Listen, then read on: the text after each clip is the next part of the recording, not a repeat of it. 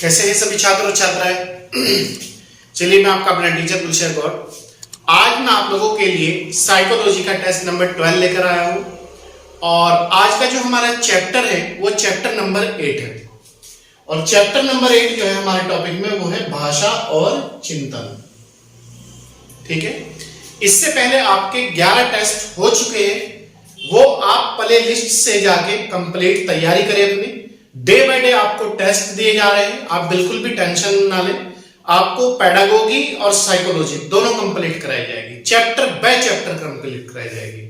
ठीक है, उसके बाद हम भाषा हिंदी की क्लास लेंगे पेडागोगी वाली, क्योंकि भाषा जो हमारी हिंदी है वो चल रही है ऑलरेडी, उसके टेस्ट भी आपकी प्ले लिस्ट में है और उसकी क्लास भी आपकी प्ले लिस्ट में पड़ी, आप वहां से जाके कंप्लीट तैयारी करें। और बाकी जो एसएसटी का पोर्शन है वो भी आपका कंटिन्यूटी के साथ चल रहा है। 3 सब्जेक्ट पढ़ने हैं एसएसटी में आपको, भूगोल और नागरिक शास्त्र और आपका इतिहास। बाकी एसएसटी के जो टेस्ट है वो भी आपके प्ले लिस्ट में पड़े हुए हैं। ठीक है, तो आइए देखते हैं आज का जो हमारा टॉपिक है वो टॉपिक नंबर 8 है, याद रखना, भाषा और चिंतन। इससे 20 क्वेश्चन हमने आप लोगों के लिए निकाले हैं, जो इंपॉर्टेंट क्वेश्चन है वो हमने आपके सामने प्रस्तुत करने जा रहे हैं। तो टेस्ट नंबर आपका 12 है। ठीक है, पहला क्वेश्चन है आउट ऑफ द बॉक्स चिंतन। आउट ऑफ द बॉक्स चिंतन किससे संबंधित है? आउट ऑफ द बॉक्स जो चिंतन है वो किससे संबंधित है? ए ऑप्शन अनुकूलन चिंतन, स्मृति आधारित चिंतन, अपसारी चिंतन, अभिसारी चिंतन। तो बताइए, ये आउट ऑफ द बॉक्स का मतलब है जब हम किसी काम को आगे अपने से हटते हुए दूसरों के साथ करते हैं या अपने इंटरनली चीजों को छोड़कर एक्सटर्नली चीजों से जोड़ते हैं, तो वही पढ़ाई का काम है। तो out of the box, box वो होता है जो हम अपने तक सीमित रखते हैं, और आउट ऑफ द बॉक्स वो होता है जो हम ज्ञान हो या कुछ भी चीज हो वो जो दूसरों तक, क्या तो हम ग्रहण करते हैं दूसरों से, या हम, एक होता है आपका याद रखना अपसारी, एक होता है अभिसारी। अपसारी होता है बाहरी चीजों से जोड़ना, अभिसारी होता है अपने तक सीमित रखना। तो आउट ऑफ द बॉक्स का मतलब है बाहरी चीजों से जोड़ना। तो इसका मतलब है अनुकूलन चिंतन, स्मृति आधारित चिंतन। इसका आंसर रहेगा सी, अपसारी चिंतन। ठीक है, अपसारी मतलब दूसरों के साथ। क्वेश्चन नंबर 2, एक लड़का है, एक स्टूडेंट है, आजारू तर्क देता है या आरोप तर्क देता है कि भाषा विकास व्यक्ति की, जो हमारी भाषा का विकास है, जो हम बोलते हैं, वो चाहे हिंदी हो, इंग्लिश हो, गुजराती हो, मराठी हो, उर्दू हो, कुछ भी हो, तमिल हो, कुछ भी हो, भाषा विकास व्यक्ति की नैसर्गिक प्रवृत्ति से प्रभावित होता है, नैसर्गिक प्रवृत्ति से प्रभावित होता है। जबकि एक लड़की है सोनाली, वो महसूस करती है कि यह परिवेश वातावरण से होता है। मतलब आरव ये कह रहा कि जो भाषा का विकास है वो व्यक्ति की नैसर्गिक जो प्रकृति है, जो नेचर है, उससे होता है। लेकिन सोनाली क्या कह रही? सोनाली कह रही कि जो हमारे आसपास का एनवायरनमेंट है, जो हमारे आसपास की चीजें हैं, जिन्हें हम देखते हैं, सुनते हैं, पढ़ते हैं, लिखते हैं, सीखते हैं, भाषा के विकास उससे होता है। तो आगे बढ़ाते हुए आजर और सोनाली के बीच यह चर्चा किस विषय में है?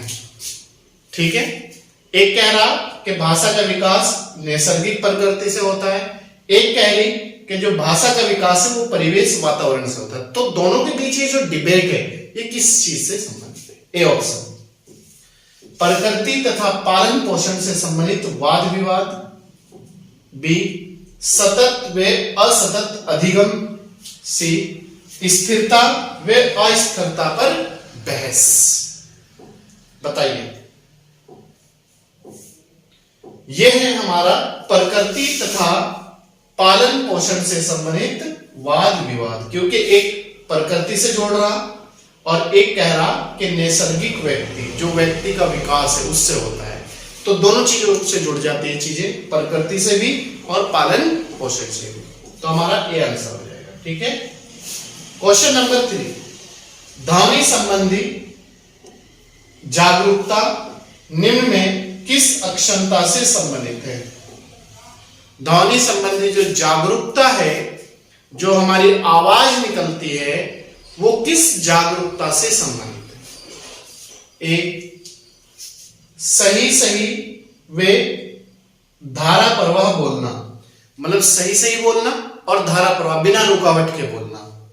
बी, ध्वनि संरचना पर चिंतन करना, वे उसमें हेरफेर करना।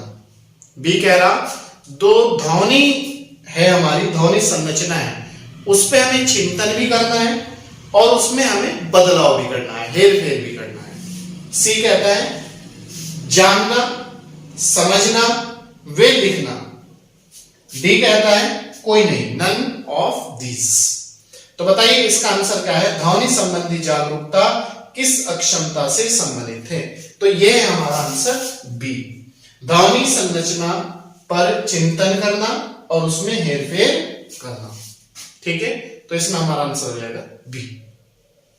क्वेश्चन नंबर 4, थर्मस, फल और चम्मच, जो ध्वनियां हैं वो क्या है? फ च, जो ध्वनियां हैं वो क्या है? ए, स्वर्णिम, रूपिम, लेखिम, शब्दिम। बताइए थ फ च, जो ध्वनियां हैं वो क्या है? स्वर्णिम, रूपिम, लेखिम और शब्दिम। ये है आपकी स्वर्णिम ध्वनियां हैं। ठीक है, तो आंसर हो जाएगा ए। ठीक, इसके बाद स्वर्णिम मतलब स्वर से संबंधित ध्वनियां, स्वर है।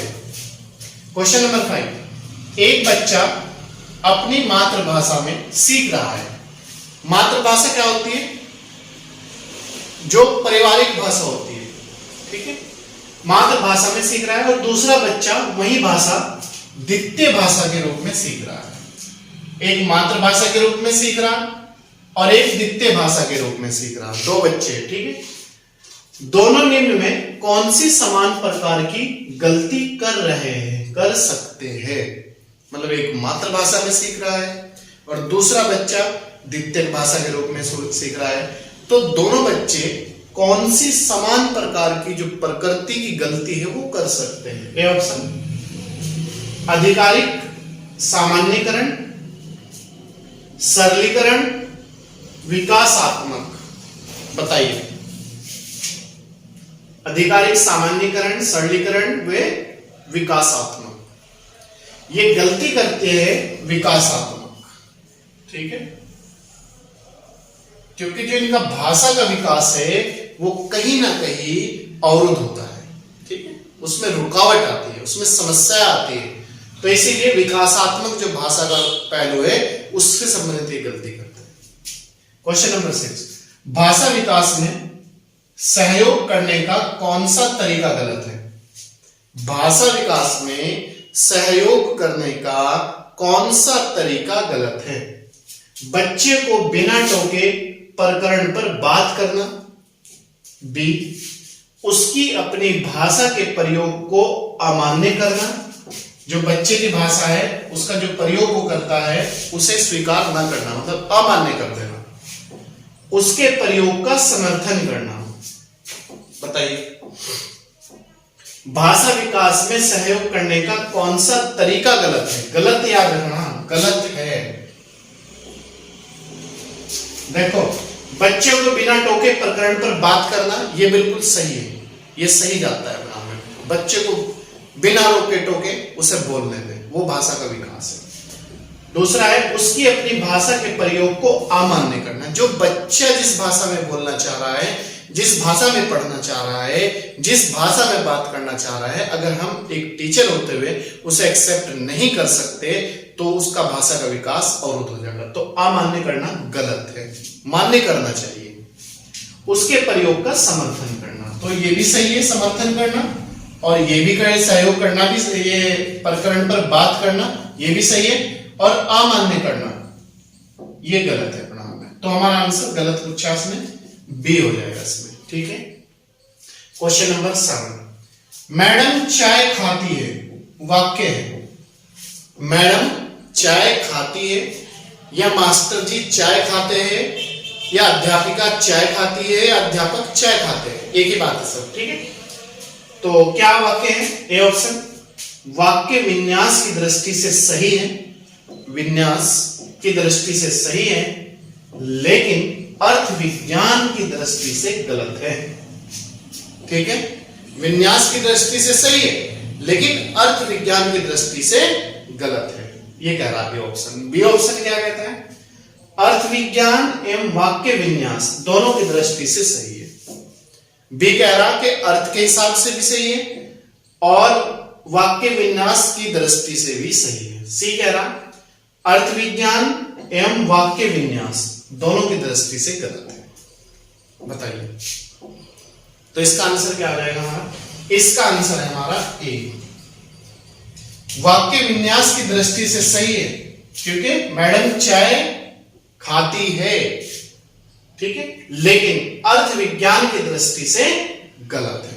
चाय खाने की चीज नहीं होती, विज्ञान कहता है चाय पीने की चीज होती है। ठीक है, तो इसलिए जो है आपका ये आंसर है। समझ गया?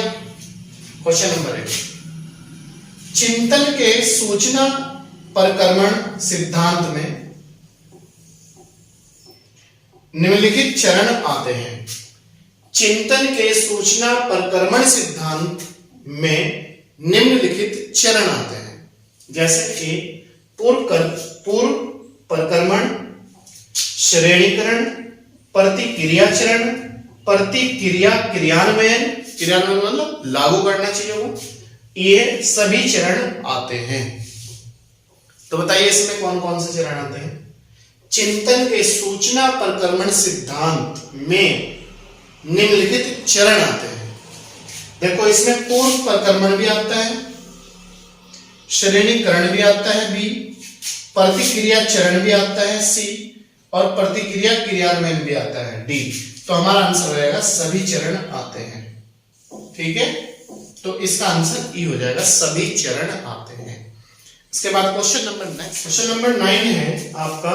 देखिए क्या है, शिक्षक ...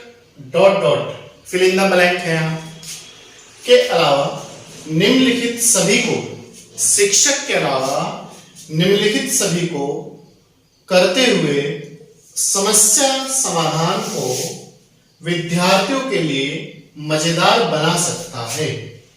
शिक्षक ... के अलावा निम्नलिखित सभी को करते हुए समस्या समाधान को विद्यार्थियों के लिए मजेदार बना सकता है।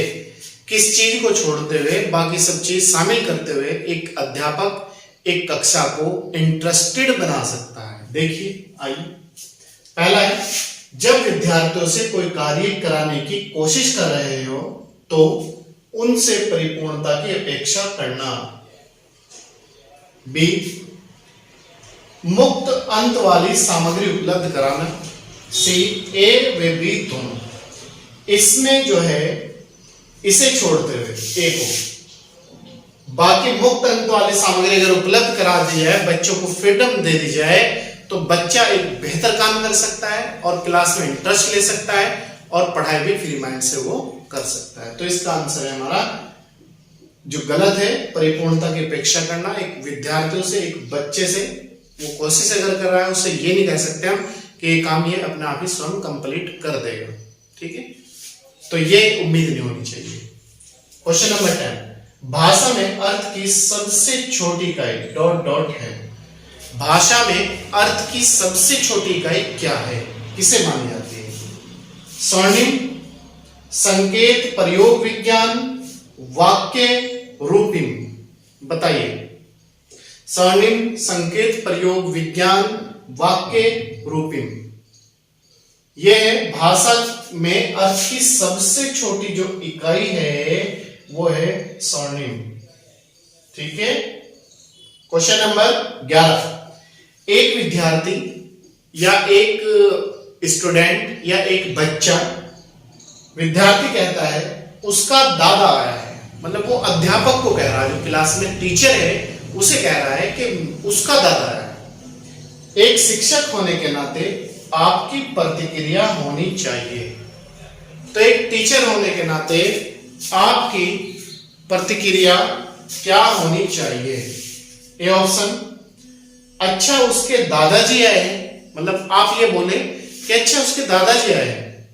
बी है, बच्चे आप सही वाक्य नहीं बोल रहे हैं, मतलब आप बी कह रहा है कि एक अध्यापक ये बोलेगा कि बच्चे आप सही वाक्य नहीं बोल रहे हैं। सी कह रहा है आप अपनी भाषा पर ध्यान दीजिए, मतलब आप बच्चे को कहेंगे कि आप अपनी भाषा पे ध्यान दीजिए। डी है कोई नहीं।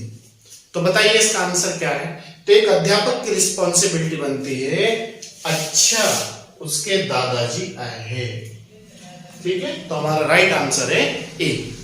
क्वेश्चन नंबर 12, बच्चे द्वारा संकल्पना मतलब सोच विचार, संकल्पना का मतलब है सोच विचार, निर्माण के संबंध में निम्न में कौन सा कथन सही है? बच्चे द्वारा संकल्पना निर्माण के संबंध में निम्न में कौन सा कथन सही है? संकल्पना व्यक्तिक नहीं होती, संकल्पना ये ऑप्शन कह रहा कि व्यक्तिक नहीं होती, इंडिविजुअल नहीं होती। बी कह रहा संकल्पना विकास की एक निश्चित संरचनात्मक व्यवस्था होती है। सी कह रहा ए व बी दोनों, और डी कह रहा कोई नहीं। देखो, जो संकल्पना होती है, जो सोच विचार होता है, वो आदमी का स्वयं होता है, या बच्चे का या छात्र का स्वयं होता है, अध्यापक का भी स्वयं होता है। और ये क्या कह रहा है ऑप्शन? व्यक्तिक नहीं होती, ये स्वयं, ये मैंने कर रहा स्वयं ने, तो जबकि होता है, गलत हो गया। संकल्पना विकास की एक निश्चित संरचनात्मक व्यवस्था होती है, तो ये सही। संकल्पना अगर हम किसी चीज पे सोच विचार करेंगे तो उसके माध्यम से विकास भी कर सकते हो, चाहे पढ़ने का विकास हो, चाहे सामाजिक विकास हो, चाहे आर्थिक विकास हो, चाहे कुछ भी हो। तो संकल्पना जो है एक सामाजिक विकास का भाग है, और उसके माध्यम से सामाजिक विकास होता है, डेवलप होता है बच्चे में। तो इसका आंसर हो जाएगा हमारा बी। ठीक है, क्वेश्चन नंबर 13, चिंतन में डॉट डॉट शामिल है, मतलब चिंतन में कौन कौन सी चीजें शामिल होती है, किन किन चीजों को शामिल किया जाता है? आंसर ये है हमारा, क्वेश्चन ये है। ए ऑप्शन, कल्पना, भाषा, संकल्पना, प्रतिज्ञप्ति। बी ऑप्शन कह रहा है प्रतिमा, भाषा, संकल्पना, प्रतिज्ञप्ति। सी ऑप्शन कह रहा केवल प्रथम, और डी ऑप्शन कह रहा केवल दूसरा। तो बताइए चिंतन में डॉट डॉट शामिल क्या होता है चिंतन में? तो आप याद रखना, चिंतन में जो है कल्पना शामिल होगी। किसी भी चीज की पहले हम कल्पना करते हैं कि काश मेरा घर ऐसा हो, काश मैं पढ़ूं तो मैं एक अधिकारी बनूं, कल्पना करते हैं ना, सोच विचार करते हैं। फिर भाषा का डेवलपमेंट होता है, फिर संकल्पना लेते हैं, फिर हम डिसीजन लेते हैं कि यहाँ हमें काम करना है, फिर प्रतिज्ञप्ति, फिर उसका फाइनली रूप। तो हमारा आंसर होगा ए। तो इसमें केवल प्रथम, तो सी आंसर हो जाएगा हमारा। ठीक है, केवल प्रथम। क्लियर? क्वेश्चन नंबर 14, निम्न में कौन सा चिंतन की प्रक्रिया में सबसे कम महत्वपूर्ण है? चिंतन की प्रक्रिया में महत्वपूर्ण तो सब है, लेकिन क्वेश्चन ये है कि कौन सा सबसे कम महत्वपूर्ण है? तर्कना मतलब तर्क, समस्या, सामान्यकरण, स्मृति। बताइए कौन सा संकल्पना में या चिंतन में सबसे कम महत्वपूर्ण है? वो है आपका सामान्यकरण, सामान्य नॉर्मली चीजें। देखो तर्कना, तर्क के माध्यम से विकास होता है, समस्या होगी तो समाधान होगा। चौथा है स्मृति, मतलब याददाश्त अच्छी होनी, चीजों को देखना, चीजों को बेहतर बनाना।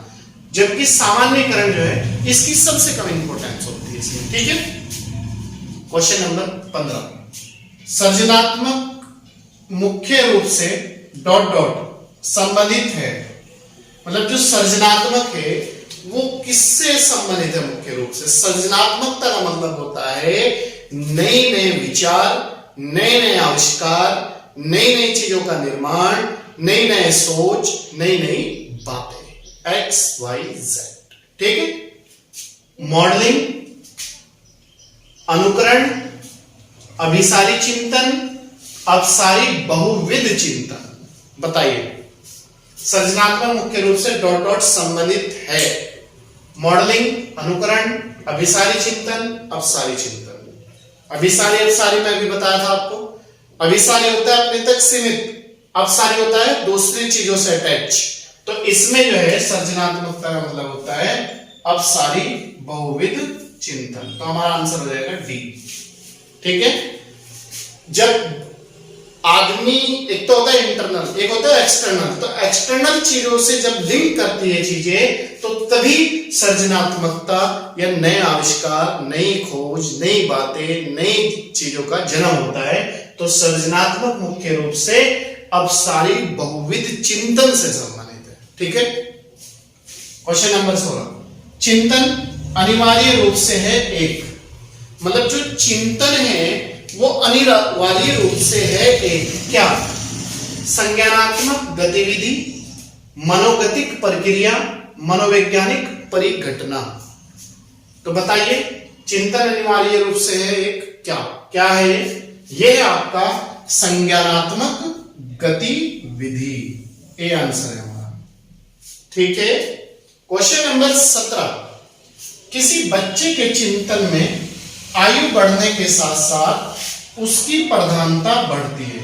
मतलब ऐसी कौन सी चीज है, चाहे वो बच्चा हो, बालक हो, बालिका हो या फिर हम हो, जैसे जैसे हमारी एज बढ़ेगी वैसे वैसे ही उस चीज की भी परवाह बढ़ेगा हमारे अंदर, वो भी प्रोग्रेस करेगी चीजें। तो कौन सी इसमें ऐसी चीज? तर्क की, सामान्यकरण की, आत्म केंद्रीकरण की। बताइए, किस चीज की आयु बढ़ने के साथ साथ उसकी भी प्रधानता बढ़ती है? ये बढ़ती है आपकी तर्क की। ठीक है, तर्क जैसे जैसे एज बढ़ती है वैसे वैसे आदमी मैच्योर होता जाता है और मैच्योरिटी के साथ साथ उसमें बातों की तर्कना भी बढ़ती जाती है। वो मल्टी डायमेंशनल होकर सोचने लगता है। तो उसे ही कहते हैं चिंतन में आयु बढ़ने के साथ साथ तर्क भी बढ़ना शुरू हो जाता है। ठीक है, क्वेश्चन नंबर 18, कई पदों के योग से बने पदबंध कहलाते हैं। तो कई पदों के योग से या कई पदों को मिलाकर बने जो पदबंध होते हैं उन्हें क्या कहा जाता है?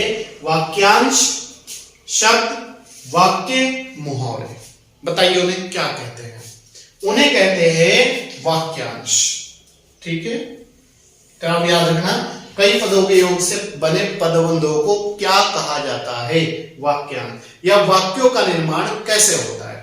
कई पदों के योग के मिलने से। ठीक है, क्वेश्चन नंबर 19 और लास्ट क्वेश्चन है आज के टेस्ट का, सार्थक शब्दों का व्यवस्थित समूह। सार्थक शब्दों का व्यवस्थित समूह जिससे अपेक्षित अर्थ प्रकट हो डॉट डॉट कहलाता है। याद रखना, सार्थक शब्दों का व्यवस्थित समूह जिससे एक अपेक्षित अर्थ प्रकट हो डॉट डॉट कहलाता है। स्वर्णिम, पदबंध, वाक्य, रूपिम। बताइए क्या कहलाता है? ये कहलाता है वाक्य। तो हमारा आंसर हो जाएगा सी। ठीक है, सी आंसर हो जाएगा। तो दोस्तों, ये थे आज का हमारा जो टेस्ट था, बाल विकास, पेडागोगी या चाइल्ड डेवलपमेंट या पेडोलॉजी। तो ये आपको कंटिन्यूटी के साथ हम आपको सीटेट की तैयारी करा रहे हैं। तो थोड़ी सी रिस्पॉन्सिबिलिटी आपकी भी बनती है कि आप जितनी मेहनत हम आपके साथ करें उससे कहीं ना कहीं थोड़ी आप ज्यादा मेहनत करें, क्योंकि दोनों थाली मिलकर किसी चीज का निर्माण करती है। आप याद रखना, एक हाथ से थाली नहीं पिटती। अगर हम आपको घी भी पिला देंगे और आप उस पर मेहनत नहीं करेंगे तो तब आप रिजल्ट नहीं ले पाएंगे। तो आप भी मेहनत करें और हम भी मेहनत कर रहे हैं। तो आज हमारा टेस्ट था, टेस्ट नंबर 12 है और टॉपिक नंबर 8 है भाषा और चिंतन। ठीक है, हम आपको टॉपिक बाय टॉपिक क्लासेस करा रहे हैं, तो आप भी अच्छी तरीके से पढ़ें और तैयार करें। चलिए, मैं आपका अपना टीचर गुलशन गौड़। अगर आप हमारे YouTube चैनल पर नए हैं तो सब्सक्राइब कर लीजिएगा, लाइक और शेयर जरूर कीजिएगा, और अगर पुराने हैं तो कंटिन्यूटी के साथ जुड़े रहिएगा और ज्यादा से ज्यादा लोगों को जोड़ने का प्रयास करें। चलिए, थैंक यू।